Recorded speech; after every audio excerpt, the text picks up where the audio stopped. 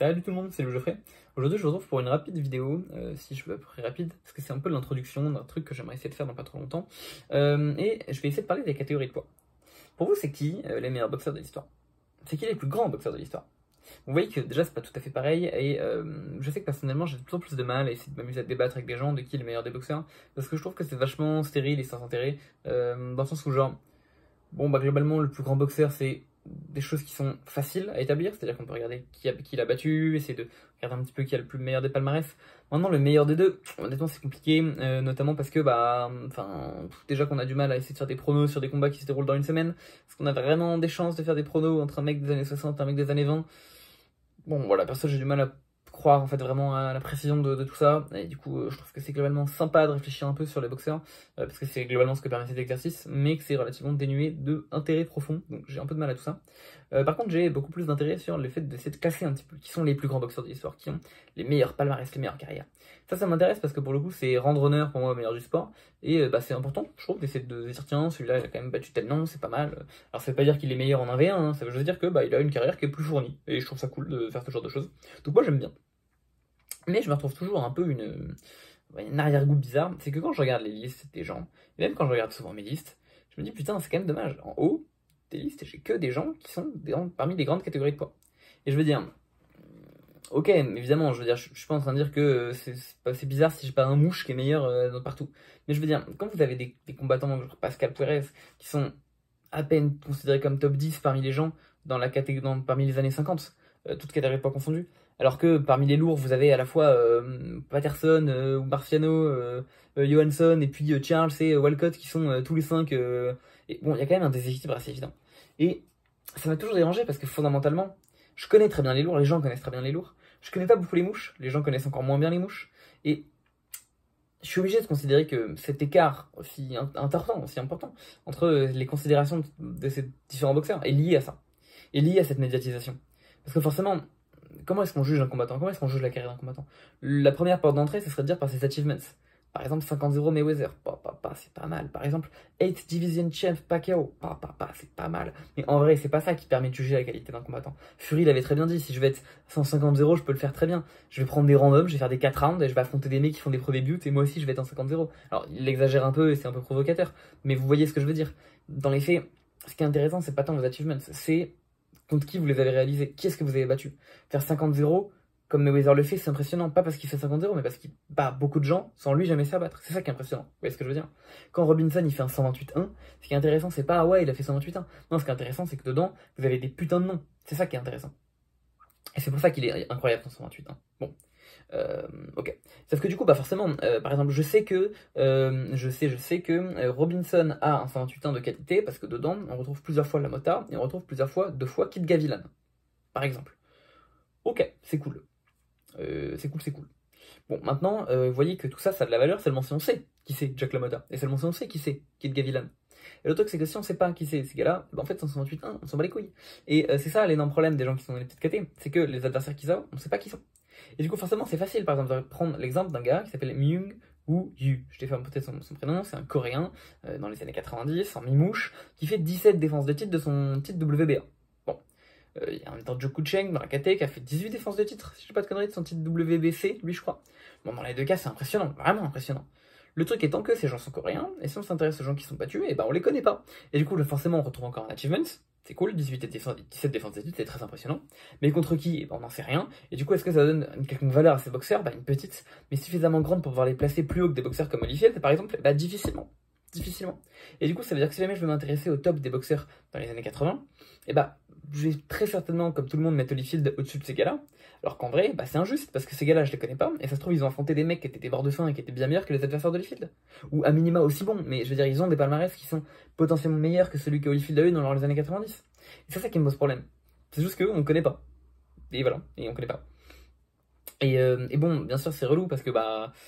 du coup, j'ai un peu l'impression souvent de faire des trucs un peu artificiels. J'ai aussi souvent l'impression que ça revient un peu à casser le mythe qu'un boxeur eh bien il est un peu, on va dire, tout seul, on va dire que son destin repose uniquement sur ses épaules. Souvent on s'imagine que dans un combat de boxe, c'est deux mecs, et il y a personne entre eux, par un arbitre qui est là pour vérifier que l'un des deux mecs meurt pas. En vrai c'est plus compliqué que ça, parce qu'entre les managers, entre les juges, entre qui décide de faire le combat, entre les clauses, c'est évidemment plein de merde, que les gens n'ont pas envie de s'intéresser, parce que c'est relou, que le public n'a pas envie de voir, que personne n'a envie de voir, mais en fait qui modifie les combats. Et voilà, et c'est triste à penser, mais est-ce que Chavez aurait bénéficié d'un arrêt de dernière minute contre Taylor s'il n'avait pas la notoriété qu'il avait? Probablement pas. Alors est-ce que ça veut dire que d'un côté il a quand même pas affronté et blessé Taylor? Évidemment qu'il a blessé Meldrick Taylor, évidemment, sinon il n'y aurait pas eu d'arrêt, mais vous voyez ce que je veux dire. Est-ce qu'il aurait eu ce petit coup de plus? Ah, je suis pas sûr. Et voilà, est-ce qu'il aurait pu atteindre une égalité contre Sweet Pea s'il n'avait pas cette aura d'invincibilité comme ça? Je pense pas non plus. Et voilà, c'est plein de trucs vraiment chiants qui font que je pense qu'on a vraiment trop tendance à sous-estimer, et en même temps parce que c'est dur, et en même temps parce qu'on veut l'ignorer, en même temps parce que c'est pas ce qu'on a envie de voir, l'impact médiatique et l'impact du management de carrière dans à quel point est-ce qu'on considère des gens comme étant grands et quel impact ça peut avoir sur leur carrière justement. Bon. Ok, c'est bien beau de dire ça, c'est très gentil, c'est très beau. Voilà, Myung Woo Yu est un boxeur incroyablement sous-estimé. Je vais aller tout de suite regarder le palmarès de tous ses adversaires coréens. C'est génial. Non mais en vrai, du coup, c'est quoi qui explique eh bien, cette si faible intérêt eh bien, des gens pour les boxeurs de petite caté? Parce que là, on en est là. On a des boxeurs qui n'ont pas la notoriété qu'ils devraient avoir. Parce que ces gens eh bien, sont oubliés et sont invisibilisés devant eh bien, de boxeurs plus lourds. Ok, bon, pourquoi? Il y a un cercle vicieux, il y a un cercle vertueux en fait des deux côtés, hein, bien sûr, quand les choses stagnent, c'est que bien souvent il y a des cercles. L'idée bien sûr c'est que quand vous n'êtes pas connu, bon, bien sûr le public s'en fout de vous, donc les médias ne vont pas beaucoup faire d'articles sur vous, parce que de toute façon ils ne vont pas beaucoup vendre en faisant ça, et donc si le média ne fait pas beaucoup d'articles sur vous, et ben devinez quoi, vous n'êtes pas plus connu qu'avant, donc le public s'en fout toujours autant de vous, donc le média fait toujours aussi peu d'articles, et du coup bien sûr on a ici un cercle vicieux qui fait que si vous êtes inconnu, vous restez inconnu. Réciproquement, si de base vous êtes connu, et bien forcément le public vous connaît, donc le média fait des articles sur vous parce que eh bien ils sentent que ça va vendre, sauf que du coup puisqu'ils en font, eh ben, forcément il y a peu de gens qui vont se mettre à acheter et qui vont vous connaître, et du coup les médias vont faire de plus en plus d'articles sur vous, et donc forcément ils sont dans un cercle vertueux. Donc c'est pour ça que ça fait qu'il y a des gens comme Holyfield qui sont hyper connus, et des gens comme Myung Woo Yu où tout le monde s'en bat les couilles. Bon, ok. Mais au fond, je veux dire, on a les ressources nécessaires pour les s'intéresser à tout ça. Alors ok, c'est un peu chiant, mais on a les ressources nécessaires. Pourquoi les gens le font pas? Il y a plusieurs hypothèses. Globalement, quelque chose qui revient souvent. Alors évidemment, en fait, les différents arguments vont venir souvent des différents profils de personnes. Le mec qui regarde pas les KT, il va dire que c'est parce que c'est chiant, qu'il se passe rien, et notamment il va appuyer pour ça l'idée qu'il n'y a pas de KO. Il se passe rien, c'est chiant parce qu'il n'y a pas de KO. Le mec qui regarde, il va dire: ah si mec, je t'assure, c'est intéressant en balle et tout. Non, je suis pas en train de perdre mon temps le dimanche matin à mater des combats, à rattraper les combats de la veille. Non, je t'assure, il se passe plein de trucs. Vraiment, juste si tu regardes là, c'est parce que t'es raciste en fait. Alors évidemment, il dit racisme, on n'est pas non plus un racisme comme contre les noirs dans les années 20 dans la boxe, hein. On n'est pas non plus à ce niveau-là. Mais globalement, bah ouais, alors t'as un certain mépris de ces gars-là. Alors après, parfois, c'est un peu compliqué, hein, parce que voilà, ces gens, ils ont des noms coréens, c'est dur à retenir. Et encore les Thaïlandais, pour moi, je pense que c'est pire. Les Thaïlandais, je ne retiens jamais leur blase. Ils affrontent des gens qui sont également des non-thaïlandais que tu connais pas.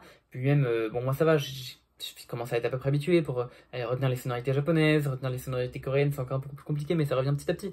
Mais bon, des Américains qui ont jamais maté d'anime de leur vie, pour eux, ça doit être impossible en fait de retenir des noms de Jap. Déjà, donc Inoue, c'est impossible pour eux déjà. Donc forcément, on attend d'eux qu'ils retiennent des noms et qu'ils s'intéressent à des choses alors qu'ils ont... Puis même en plus ces combattants parlent même pas anglais, donc c'est dur pour eux de les suivre. Donc forcément, ça fait que, vous voyez que, je suis presque en train de dire que c'est un racisme qui peut s'expliquer quelque part. Mais voilà, il y a clairement des barrières d'accessibilité qui font que ces gens vont moins facilement s'intéresser à ces boxeurs-là. Et donc ça évidemment c'est plus souvent un argument alors de racisme, soit oui mais d'un côté c'est pas de ta faute, oui mais d'un côté t'es vraiment raciste parce que tu dis que c'est des grosses merdes et que voilà, c'est plus souvent des arguments qui vont être annoncés par des gens comme moi qui s'intéressent à petite caté et qui trouvent de l'intérêt là-dedans, bien sûr. Et bon, mais malgré tout, je sais pas si vous remarquez, mais il y a une dissymétrie assez évidente dans ces deux arguments. Autant valider ou invalider la théorie du racisme, bon, il y a des arguments à peu près tangibles qui permettent de voir que comprendre que c'est pas complètement n'importe quoi, mais après tout, peut-être qu'ils ont raison, peut-être qu'au final il se passe pas grand chose dans ces KT, peut-être que moi je m'intéresse mais qu'au fond il y a moins d'action, il y a moins de KO, il y a moins de combats, autrement dit c'est plus chiant. Donc peut-être que quelque part ils ont pas tort. Simplement, vous voyez que cet argument-là, autant l'argument donc du racisme il est dur à valider ou à invalider, autant l'argument de il se passe rien, bah en fait ça c'est facile en fait, à valider ou invalider. Parce que typiquement l'argument en gros souvent qu'on entend c'est non mais il n'y a pas de KO. Parce que ok c'est à peu près évident qu'il va y avoir de l'action. Dans le sens où vous avez des gens qui sont plus petits, qui ont moins de masse à déplacer, et qui ont en fait plus de cardio. C'est bête, mais si vous êtes plus petit, vous avez plus de cardio. Alors pourquoi? Parce que globalement, vous avez un cœur qui est plus petit, ok, donc vous avez une pompe à énergie qui est moins grande, mais en parallèle, vous avez également une machine plus petite à faire fonctionner. Donc vous avez une machine plus petite, mais un plus petit moteur. La question c'est, lorsqu'on grandit en taille, est-ce que globalement, évidemment on a une machine qui a besoin de plus d'énergie pour fonctionner, mais du coup on a également un moteur qui est plus gros, et en gros la question c'est de se demander à quel point est-ce que, on va dire que la courbe, c'est un peu compliqué à expliquer, mais en gros, à quel point est-ce qu'on a un moteur qui grandit déraisonnablement plus vite que la machine, ou déraisonnablement moins vite. Je pense que vous voyez un petit peu ce que je veux dire. En fait la question c'est que ça grandit moins vite en fait, donc vous allez avoir moins de cardio si jamais vous êtes plus gros, même si vous allez avoir un muscle de cœur plus grand, plus puissant, plus fort, vous avez quand même beaucoup plus de choses à pomper, à alimenter en énergie. Donc globalement, quand vous êtes plus lourd, vous avez moins de cardio. Ok. Donc dans les petites catégories, on a plus de cardio. Ça fait que du coup dans les grandes catégories, on a plus de gens qui vont tenter d'avoir des combats un peu plus lents, un peu plus posés, avec un peu moins de jeu de jambes, un peu moins de déplacement, et puis qui vont tenter de se baser sur un coup pour mettre KO l'adversaire. Tandis que dans les petites catégories, on a plus de gens qui vont avoir beaucoup plus de vitesse, beaucoup plus de peps, beaucoup plus de punch, beaucoup plus d'énergie quoi. Donc ils vont beaucoup plus gigoter, et beaucoup plus avoir du volume, et beaucoup plus noyer les adversaires sous leur volume de coups. Plutôt que simplement se tourner, se regarder en chien de faïence pendant 2 minutes 30, puis envoyer une droite super forte pour essayer de KO l'adversaire. Alors évidemment, je caricature, je suis pas en train de dire que tous les combattants qui sont dans les petites catés ont une activité de malade et que tous les combattants dans les grandes catés ont une activité dégueulasse. Regardez Ibeabuchi contre David Tua, voilà, il y a de l'activité clairement, mais c'est une tendance, ok. Bon, mais du coup malgré tout, peut-être que y a d'autres tendances qui suivent concernant la force de frappe. C'est-à-dire que globalement, même s'il y a peut-être un peu plus d'activité dans les petites catés, les gens sont peut-être moins mal aussi. Parce que peut-être qu'à la fois déjà pour leur style de boxe, ok, il y a plus de volume, mais du coup il y a moins de frappe, on s'entraîne moins à frapper en puissance, et puis surtout les gens frappent moins fort quoi. Ils sont plus petits, quand t'es plus léger tu frappes moins fort. Alors d'un côté c'est vrai que les gens en face ils encaissent moins aussi, parce qu'ils sont moins lourds, donc ils encaissent moins. Mais bon, encore une fois la question du coup c'est de se demander est-ce que ça suit de manière linéaire ou pas. C'est-à-dire est-ce que, en grande proportion les gens frappent beaucoup plus fort pour une absorption qui est un peu moins grande lorsqu'ils sont lourds que lorsqu'ils sont légers. Je pense qu'encore une fois c'est un peu compliqué à expliquer, mais je pense que vous voyez ce que je veux dire. On prend à la fois de la résistance et de la force en prenant du poids, mais est-ce qu'on prend beaucoup plus de force que de résistance ou beaucoup plus de résistance que de force? En fonction des cas, on aura des gens qui sera beaucoup plus forts en lourd, ou pareil qu'en léger, ou moins fort qu'en léger. Je pense que vous voyez ce que je veux dire. Bon. Et tout ça, évidemment, c'est des questions qui sont vachement dures à répondre. Parce que, je sais pas, c'est dur de faire ces tests scientifiques et tout ça, c'est compliqué. Mais malgré tout, même si c'est dur de vérifier tout ça, tout se base quand même sur le fait qu'il n'y ait pas de KO. Dans les petites catés, il n'y a pas de KO, et voilà, c'est connu, dans les petites catés, il n'y a pas de KO. Mais ça se compte en fait. Et c'est là qu'il y a une réelle dissymétrie dans les deux arguments, entre l'argument racisme et l'argument il n'y a pas de KO. C'est que l'argument il n'y a pas de KO, on a juste à compter en fait. On a juste à se poser, ça va prendre du temps, ça va prendre de l'énergie, et ça va être chiant. Mais on se pose sur une chaise, on prend un crayon, on prend un papier, et on note. Et du coup, devinez quoi? C'est ce que j'ai fait en fait. C'est ce que j'ai fait, j'ai pris pour toutes les catégories, et j'ai compté. KO, pas KO, KO, pas KO, KO, pas KO. Et ce que je m'étais dit en comptant, c'est que avant de compter, je m'étais un peu engagé moi-même, avec moi-même bien sûr, parce que j'ai pas tourné cette vidéo avant de compter, là où je tourne ces résultats, je les connais déjà. Je m'étais engagé à poster, peu importe ce que j'obtenais comme résultat, les résultats sur cette chaîne, parce que ça m'intéressait. Donc la vidéo que vous voyez là, c'est une vidéo d'introduction. Ensuite, je vais poster une vidéo suivante dans laquelle je vais détailler la méthodologie, de comment est-ce que j'ai fait pour essayer de un petit peu savoir quel combat est-ce que j'allais considérer, quel combat est-ce que j'allais pas considérer. Et dans une troisième vidéo, je vais vous balancer les résultats. On va enfin savoir, par les statistiques, par les chiffres, par la réalité, la vérité, n'est-ce pas, si jamais il y a autant de KO dans les grandes catégories que dans les petites catégories, moins de KO dans les grandes catégories que dans les petites catégories, plus de KO dans les grandes catégories que dans les petites catégories. Et si jamais c'est pas pareil, quelles sont les différences? Est-ce qu'on est sur du pourcent? Est-ce qu'on est sur dizaines de pourcents? C'est quoi les chiffres? Et même en moyenne, combien il y a de KO par KT? Est-ce que c'est quelque chose que vous avez déjà pensé? Est-ce que c'est quelque chose que vous savez en termes de chiffres à peu près? Alors quand je me lève la nuit pour regarder un combat, j'ai combien de chances de pouvoir aller me rendormir plus vite qu'avant 1 heure? Voilà, c'est plein de réponses à lesquelles je vais essayer de répondre, enfin plein de questions à lesquelles je vais essayer de répondre dans 2 vidéos. Si jamais vous êtes hypé, du coup n'hésitez pas à vous abonner, histoire de pas y rater. La prochaine ne sera pas la vidéo la plus marrante du monde, voilà, je suis quand même pas le mec qui vend le mieux ces concepts, mais je vais surtout faire de la méthodologie parce que j'ai la volonté d'avoir un travail un petit peu sérieux, donc forcément ça va pas être le plus fun, mais je vous assure que dans des vidéos ça sera marrant, on va analyser plein de résultats, ça va être cool, et on va enfin pouvoir répondre à ces putains de questions. Les Américains sont-ils racistes? Bon du coup, j'espère que la vidéo vous aura plu, et sur ce, moi je vous dis à la prochaine, en espérant vous revoir dans 2 vidéos à minima. A plus!